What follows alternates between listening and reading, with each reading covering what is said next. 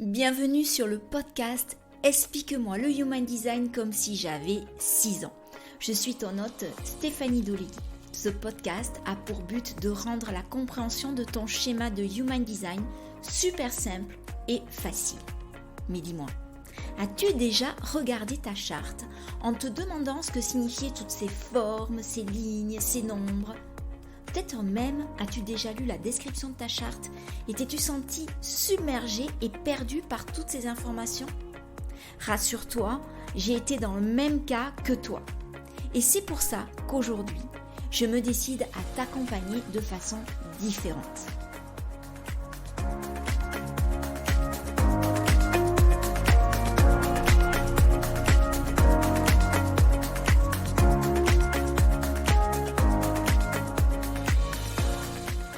Nous voici dans l'exploration de la première autorité en Human Design. Donc dans l'épisode de la semaine dernière, que je t'invite à écouter si tu ne l'as pas encore déjà fait, je t'ai dit qu'il y avait différentes autorités et qu'elles étaient hiérarchisées de la plus commune à la plus rare. Ça peut sembler beaucoup d'informations pour quelqu'un qui débute et qui n'a jamais entendu parler du Human Design, mais rassure-toi, j'ai été comme toi et j'ai encore besoin aujourd'hui de revenir aux fondamentaux et à mes notes. J'ai donc prévu un e-book sur les différentes autorités en Human Design.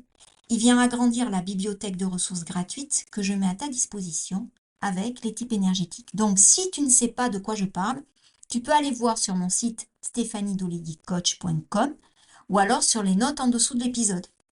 J'ai pensé ces ressources comme des aides pratiques pour toi et surtout, n'hésite pas à me faire un retour parce que c'est un plaisir pour moi toujours d'échanger. Donc, pense aussi également à télécharger ta charte, et si tu ne l'as pas encore fait, ta charte de Human Design que tu peux télécharger gratuitement sur mon site. Mais tu as également le lien que je te mets avec les notes sous l'épisode. Donc aujourd'hui, je vais te parler de l'autorité émotionnelle. Pour info, je te rappelle que l'autorité en Human Design, c'est la façon la plus alignée pour toi de prendre des décisions. L'autorité, avec le type énergétique et la stratégie, c'est l'un des piliers fondamentaux du Human Design. Mais l'autorité, elle est aussi directement liée à ta définition, c'est-à-dire à tes centres, définis ou non.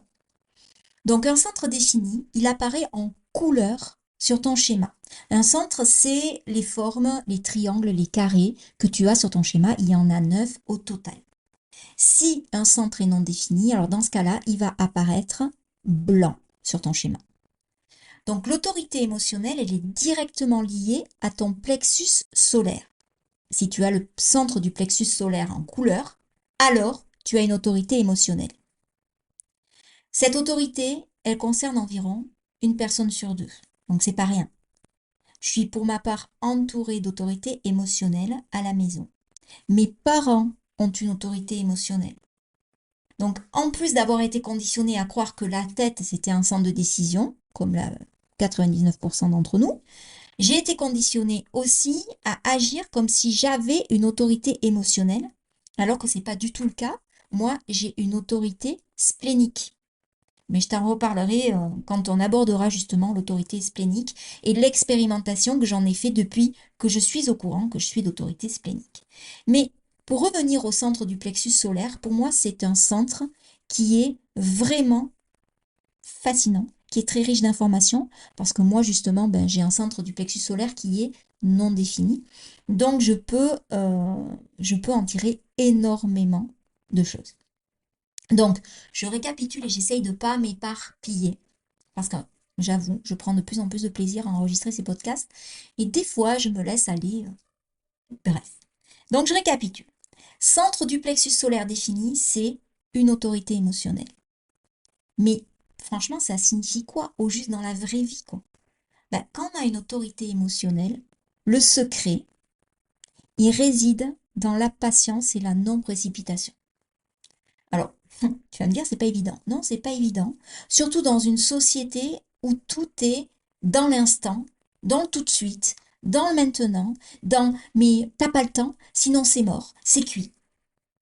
Toi, avec une autorité émotionnelle, ce qui te correspond le mieux, c'est la phrase que tu as souvent entendue, qu'on a tous très souvent entendu, c'est tu as besoin de dormir dessus. Les meilleures décisions pour toi se situent dans ce qu'on appelle une zone de neutralité émotionnelle. C'est là que tu obtiens le maximum de clarté. Je dis ici le maximum et pas la clarté, parce qu'il faut que tu réalises que la clarté, elle sera jamais totale. Il y a toujours cette petite part infime de risque que tu prends dans l'incertitude qui est la vie elle-même, quoi, tu vois. Donc, déjà, si tu atteins les 80%, c'est déjà énorme. Donc, voilà, je l'ai dit dans l'épisode de la semaine dernière, rien n'est certain. Il y a toujours un risque à prendre quand on décide quelque chose. Ta clarté à toi, elle vient avec le temps. Et il est important pour toi de ne pas te laisser influencer par les autres, par ton entourage, par la société, par une pression quelconque, parce que euh, c'est pas la façon la plus alignée pour toi de décider, le moment le plus important. Tu vas pas décider dans l'urgence. Donc, il est important pour toi d'avancer quand ça bouge, mais de décider quand c'est calme.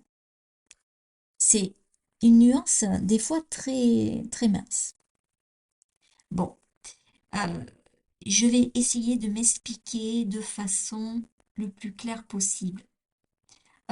Moi, je trouve qu'il n'y a rien de mieux comme comparaison avec cette autorité émotionnelle que de te dire, bon, imagine, tu es le Kelly Slater du Human Design. Bon, si t'as pas la référence, c'est que tu es très jeune à écouter ce podcast.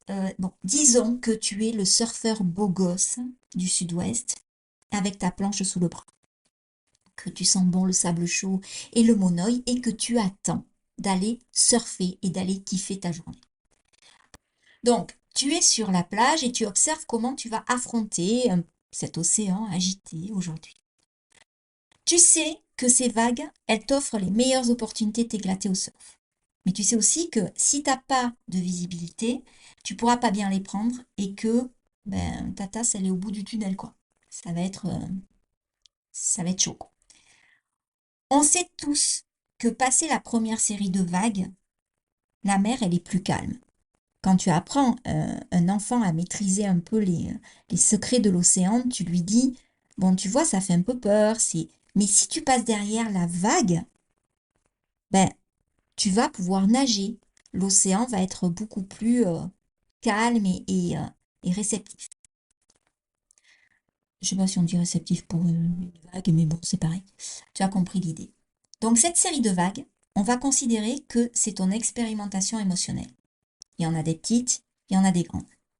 C'est à toi de les observer et de les appréhender au mieux pour atteindre justement ce calme, cette neutralité émotionnelle, cet endroit où tout va devenir plus clair et où tu vas pouvoir prendre des décisions alignées. Le centre du plexus solaire, il possède 4 vagues émotionnelles distinctes. La source de toutes ces vagues, c'est celle qui provient du canal de l'accouplement. Ce canal, il concerne les portes 6 et 59. Alors, un canal, c'est 2 portes activées qui se relient entre elles. C'est comme un pont, si tu veux, qui relie euh, 2 centres définis. Donc, la porte 6, qui est dans le centre du plexus solaire, rejoint la porte 59, qui appartient au centre sacral. Le centre sacral, je te le rappelle, c'est le centre de l'énergie vitale. Mes parents possèdent ce canal. Et honnêtement, l'observation que j'en ai de... Alors, ils ne savent pas qu'ils possèdent ce canal, parce que forcément, ils sont pas éclairés par le Human Design, mais moi, je peux les observer maintenant que je suis au courant qu'ils ont ce canal activé. Ils sont très, très connectés l'un à l'autre. Sur le plan intime, ça va sans dire, mais aussi sur le plan émotionnel. Et ils comprennent ce que ressent l'autre à travers leur propre expérimentation. Donc, c'est vraiment quelque chose de très, très complémentaire parce que la vague, elle a besoin d'exister à travers l'autre. Il y a ensuite ce qu'on appelle la vague tribale. Alors, elle concerne les canaux 19-49 et 37-40. Cette vague, elle est très présente dans la famille. Alors, voici comment elle opère la plupart du temps. quelque chose t'énerve, mais tu ne dis rien. Vaguelette numéro 1. Ça commence à passer. Tu redescends un peu. Mais cette chose, elle revient à la charge. Elle t'énerve une deuxième fois, mais tu dis toujours rien. Vaguelette numéro 2. Mais t'es 2 fois plus énervé. Et le processus a tendance à se répéter jusqu'à ce que tu finisses par exploser. Et je peux te dire qu'une explosion basque, comme j'ai à la maison, c'est une explosion au carré puissance 2. Le truc cool, c'est que quand ça explose, toi, tu te sens beaucoup mieux. Tu es plus calme, mais alors la personne qui se trouve en face de toi, elle se sent pas forcément au top. Parce qu'elle est sans doute blessée par ta réaction qui est complètement disproportionnée, complètement exagérée. Parce que ta réaction n'est que la résultante d'une gradation émotionnelle. Et cette gradation émotionnelle, elle a tout intérêt à être stoppée avant l'explosion. Soit en dialoguant, du style la première vague arrive, tu dis bon, hey, oh, ça m'énerve, et je vais te dire pourquoi. Soit par une décharge émotionnelle du style tu prends ton coussin et tu cries un bon coup et tu étouffes ton cri, hein, forcément dans l'oreiller. Voilà comment ça peut éventuellement fonctionner. Les cris étouffés dans l'oreiller, j'ai pu constater que mes filles l'avaient déjà utilisé, mais très souvent l'explosion est quand même à l'état brut, on va dire. Il y a ensuite la vague individuelle. Elle concerne les canaux 22-12 ou le 39-55. Cette vague, elle est très rapide. Enfin, très rapide. Elle est plutôt rapide. Ça veut dire qu'elle passe par des changements d'humeur, des hauts, des bas, tu vois, du style gens qui rient, gens qui pleurent. Par exemple, le matin, tu es d'humeur joviale, joyeuse, voire euphorique, puis tu te calmes dans la matinée, et puis ça te reprend le soir, enfin le midi, puis tu te calmes dans l'après-midi, et puis le soir, tu te retrouves complètement excité, dans le même état que le matin.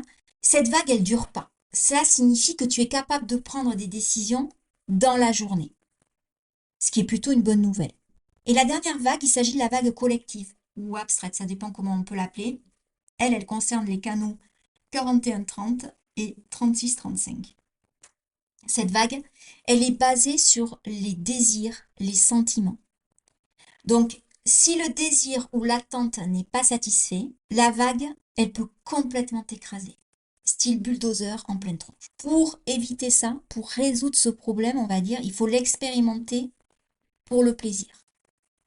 Il faut lâcher l'attente du résultat. Et ça, c'est pas évident. Et en plus de ça, on peut expérimenter plusieurs vagues à la fois.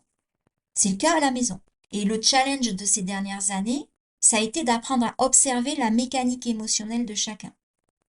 Accepter que les émotions n'ont pas forcément d'explication et qu'il fallait arrêter de rationaliser ce qui ne peut pas l'être. Et moi, honnêtement, ça m'a d'observer, alors que je suis un plexus solaire non défini et que je n'ai pas d'autorité émotionnelle, de me placer en observateur de ceux qui ont l'autorité émotionnelle, ça m'a fait mûrir énormément. Et ça m'a fait prendre conscience de plein de choses, que j'aurai l'occasion de te partager d'ailleurs dans les épisodes à venir. Donc, souvent, je peux témoigner que les décisions qui ont été prises dans un état émotionnel lourd, on va dire, n'étaient pas franchement efficaces. C'est un peu comme si tu étais dans une cour d'école et puis que après une dispute, tu vas dire «Ah, je suis plus ta copine!» Et parce que ta copine elle t'a énervé, ou alors que tu vas être au contraire dans un état total d'euphorie, tu rentres et tu racontes l'histoire de ta mère, dire ouais, alors moi aujourd'hui j'ai fait la connaissance de ma meilleure amie best ever, tout le temps de ma vie, c'est moi ma sœur de sang, parce que elle t'a inclus dans un jeu et que tu as pu gagner avec elle une partie de Uno. J'exagère et je parodie, mais c'est en fait, tu comprends mieux l'idée que lorsque tu as vraiment une autorité émotionnelle, il faut que tu prennes ta décision sur une neutralité émotionnelle et non pas sur un pic haut de vague ou un pic bas de vague et te comporter vraiment, ouais, voilà, dans l'instant. Donc, si je résume en quelques points, avec une autorité émotionnelle, si tu atteins une clarté à 80%, c'est que c'est le moment de prendre ta décision. Ton 80%, c'est ton oui ou ton non. Tu n'auras jamais de certitude à 100% qu'une décision, elle est bonne ou non pour toi. Alors, c'est pas facile au début. Et, euh, et justement, quand tu t'essayes au début à observer, à voir comment tu fonctionnes avec cette autorité, il faut surtout éviter de tomber dans le piège de rester dans cette indécision et de t'enraciner dans l'immobilisme, en fait, justement, évitement total. La clarté, elle vient avec le temps. Donc, tu dois prendre tes décisions en étant neutre émotionnellement, jamais dans un état de grande excitation ou de grande dépression. Et ce temps, rassure-toi, il varie d'une personne à l'autre. Ta perception au temps, elle t'appartient. Tu dois également prendre en compte ta stratégie. Et c'est là que ça devient difficile. Parce que par exemple, pour les générateurs, les manifesting générateurs qui ont un sacral défini et qui ne sont pas d'autorité sacrale, mais d'autorité émotionnelle, c'est un peu comme... ben, ils sont vraiment dans la stratégie de attendre avant de répondre. C'est-à-dire que ils ont le sacral qui les allume, qui leur montre qu'ils sont sur la bonne voie, mais ils doivent passer par la case du plexus solaire et d'attendre de passer par leur vague émotionnelle pour revenir dans le sacral et valider leur réponse. Pour le manifesteur, par exemple, ça peut, lui, il a besoin d'initier dans sa stratégie et il est obligé de passer par sa vague émotionnelle pour, pour prendre sa décision et revenir à valider cette poussée créatrice. Et en fait, ce qui fait peur, c'est de se dire, ah ben non, je vais zapper d'attendre cette neutralité émotionnelle, je vais suivre ma poussée créatrice parce que j'ai peur de la perdre. Alors qu'en fait, on n'est pas dans sa stratégie si on a une autorité émotionnelle et qu'on ne passe pas par cette case de j'attends d'être dans une neutralité émotionnelle pour initier. Donc tu vois, c'est quand même plein de subtilités qu'il faut prendre en compte et vraiment, ça fait partie de ce que le Human Design a à nous offrir. Tout le monde est unique, a une façon de fonctionner qui lui appartient et tout passe par l'expérimentation, par le retour à soi, la reconnexion au corps. Qu'est-ce que ça te dit? Comment tu le pratiques quotidiennement? Voilà. Pour un projecteur, par exemple, si, alors lui, sa stratégie, c'est d'attendre l'invitation. Et là, je peux t'en parler parce que je suis moi-même projecteur. Des fois, attendre l'invitation, ça peut pas sembler très long. Si en plus, il faut passer et attendre la fin de sa vague émotionnelle pour prendre une décision, on a l'impression qu'on est toujours dans la salle d'attente, qu'on va jamais en bouger, quoi. Et c'est très dur de tomber d'éviter de tomber dans le piège de l'amertume, dans cette attente qu'on considère vraiment comme infinie. En fait, si on considère les choses d'un point de vue différent et qu'on profite de ce moment de passer par la case plexus solaire, j'attends d'atteindre une neutralité émotionnelle pour se montrer encore plus désirable et plus magnétique. Parce que finalement, oui, on a attendu l'invitation est arrivée, mais là, les cartes sont inversées puisque c'est celui qui nous invite qui attend que l'on se décide. Tu vois la nuance? Donc, pour dissiper toute impatience, et moi je peux te dire que l'impatience c'est quelque chose qui me challenge, mais au quotidien, le mieux c'est de s'occuper de choses qui ont moins d'importance pour toi ou de faire des choses qui sont complètement différentes.